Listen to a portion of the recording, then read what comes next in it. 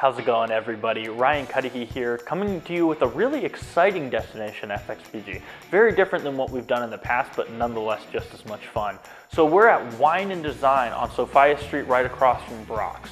Wine and Design is one of the coolest ideas and a very up-and-coming trend in a lot of cities where it's BYOB, you bring your own drinks and you learn to paint in a very specific way.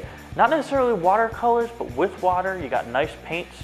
And what we did, I went here with my girlfriend Marissa and my mom, and we had a great time last week learning how to paint, and you can actually see the results right here. As you can see, this is an homage to Van Gogh with a nice little Santa and reindeer. As you can see, the sun represents the up and coming of the winter, and the snow represents, no, I'm just kidding. I'm spitballing a little bit there, but we had a lot of fun with it. It actually brought out an artist to me that I didn't really think was possible, and I'm sure it will for you too. So if you're interested in learning more and signing up for a class, you can go to wineanddesign.com, and we have more information on fxbg.com.